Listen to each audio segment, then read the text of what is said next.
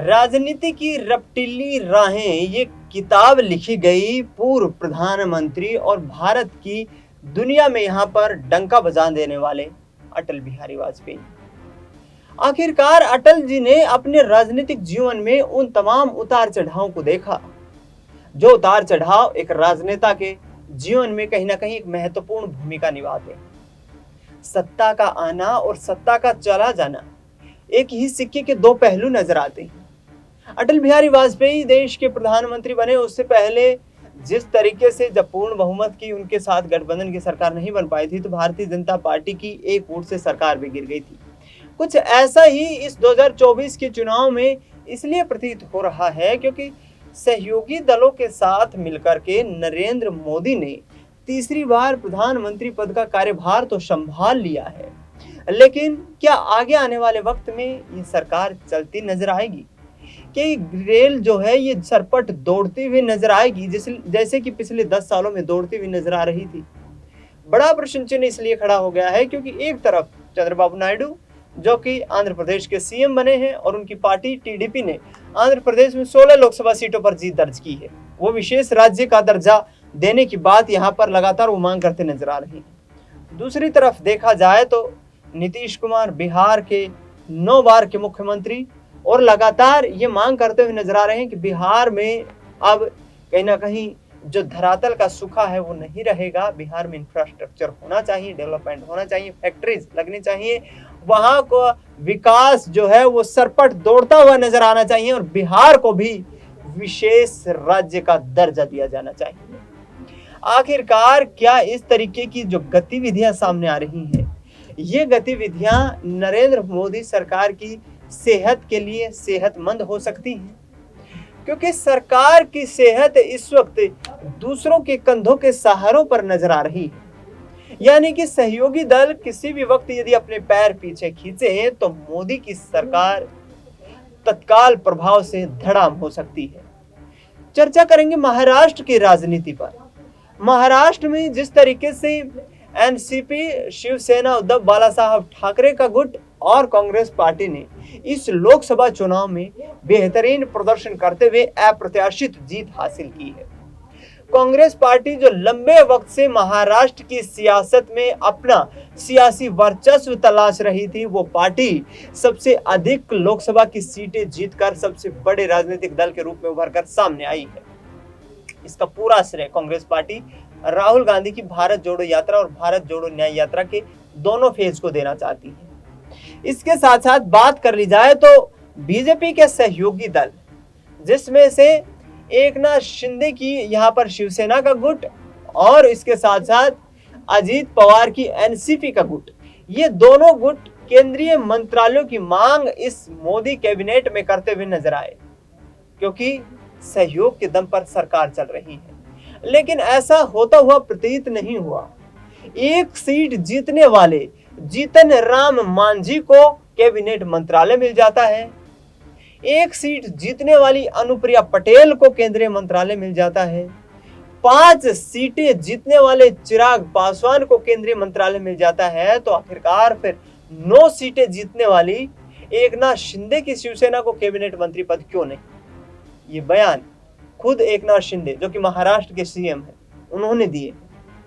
इसके साथ साथ अजीत पवार की तरफ से भी यही मांग की जा रही है कि जब आप जीतन राम मांझी को और अनुप्रिया पटेल को एक एक सीट जीतने पर केंद्रीय कैबिनेट मंत्रालय सौंप देते हैं, उनको मंत्री बना दिया जाता है, तो फिर एक यहाँ पर अजीत पवार से भेदभाव क्यों किया जा रहा है?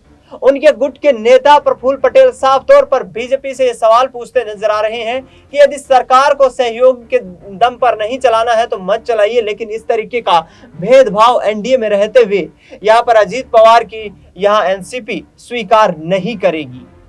महाराष्ट्र की राजनीति में छद्म युद्ध छिड़ा हुआ है। लगातार राजनेता अपने बयानबाजों से कहीं ना कहीं ये साधने की कोशिश कर रहे हैं और अपने बयानों से कहीं ना कहीं ये एहसास दिलाने की कोशिश भारतीय जनता पार्टी को करते हुए नजर आ रहे हैं कि आगे की राह आसान नहीं होने वाली है। महाराष्ट्र में महज 3 महीने के बाद विधानसभा के चुनाव होने वाले हैं। उद्धव ठाकरे और उनके साथ साथ शरद पवार एक संयुक्त प्रेस कॉन्फ्रेंस मुंबई में बुलाते हैं। उस प्रेस कॉन्फ्रेंस में शरद पवार ये कहते हुए नजर आते हैं कि कोई भी राजनेता इस वक्त देश में मेरे से वरिष्ठ नहीं है। शरद पवार देश की राजनीति के जाने माने चेहरे हैं। एनसीपी के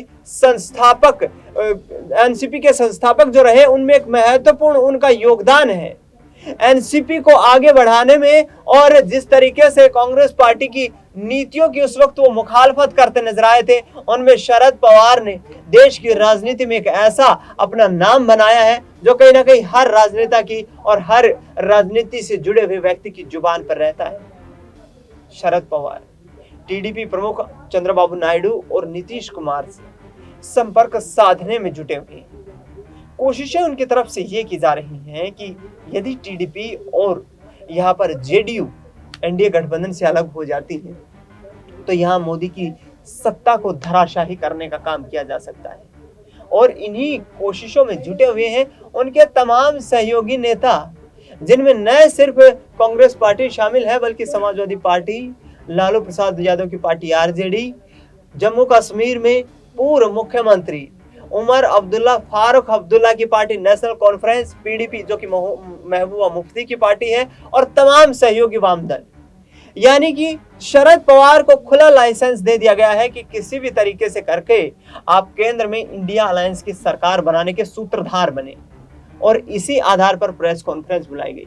उद्धव ठाकरे ने उस प्रेस कॉन्फ्रेंस में साफ कर दिया कि राजनीति में ऐसा चलता रहता है, राजनीतिक लाभ को साधने के लिए तमाम राजनीतिक नेता एक दल से दूसरे दल का रुख करते हैं। ये कोई पहली बार नहीं हुआ है। और यदि हमारे संगठन को, हमारी पार्टी को छोड़कर गए यहाँ पर तमाम हमारे सहयोगी नेता वापस आना चाहते हैं तो उद्धव ठाकरे उनका स्वागत करता है। वहीं दूसरी तरफ देवेंद्र फडणवीस भी ये कहते हुए नजर आ रहे हैं कि ओबीसी वोट बैंक और मराठी मानुस ने यहाँ पर उद्धव ठाकरे को वोट नहीं दिया है, जबकि मुसलमानों के वोट बैंक से उद्धव ठाकरे इस चुनाव को जीतने में कामयाब हुए। ऐसे में क्या हिंदुत्व की नींव रखने वाले बाला साहब ठाकरे का वर्चस्व महाराष्ट्र की राजनीति से खत्म हो गया है? क्या हिंदुत्व की राजनीति जो आज बीजेपी उसे अपना फ्रेमवर्क बनाकर देश की राजनीति में अपनी सत्ता को आगे बढ़ाते हुए नजर आ रही है, क्या बाला साहब ठाकरे की वो विचारधारा विलुप्त हो चुकी है?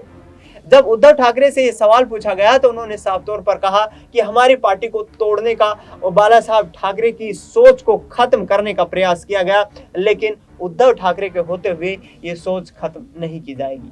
महाराष्ट्र ने हमेशा देश की आजादी के आंदोलन हो या तमाम यहाँ पर विदेशी ताकतों के सामने युद्ध लड़े, मराठाओं ने हमेशा अपनी जान की कुर्बानी लगा करके और देश की आन बान शान की रक्षा की है।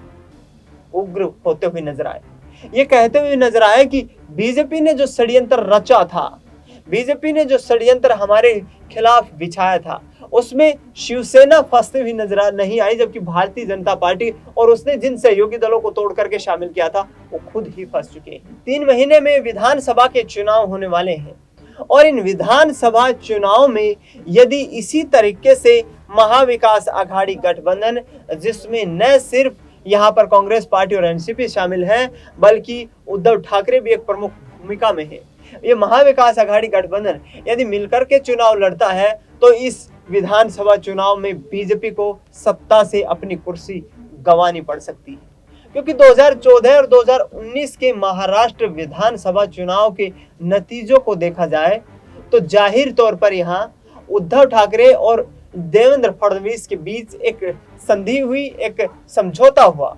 उस समझौते के तहत 2014 में देवेंद्र फडणवीस मुख्यमंत्री बनने में कामयाब हुए, जबकि 2019 में यहाँ पर एकनाथ शिंदे की बजाय उद्धव ठाकरे ने यह कहा कि शिवसेना का मुख्यमंत्री इस बार होगा। लेकिन महज 1 साल भी सरकार नहीं चल पाई और उद्धव ठाकरे की पार्टी को 2 फाड़ कर दिया गया। देखना ये होगा कांग्रेस पार्टी के साथ मिलकर के और एनसीपी के साथ मिलकर के उद्धव ठाकरे महाराष्ट्र की राजनीति में किस तरीके से अपना परचम लहरा पाएंगे। फिलहाल इस खास कार्यक्रम में इतना ही। देश दुनिया की तमाम बड़ी खबरों के लिए आप देखते रहिए SPN9 न्यूज।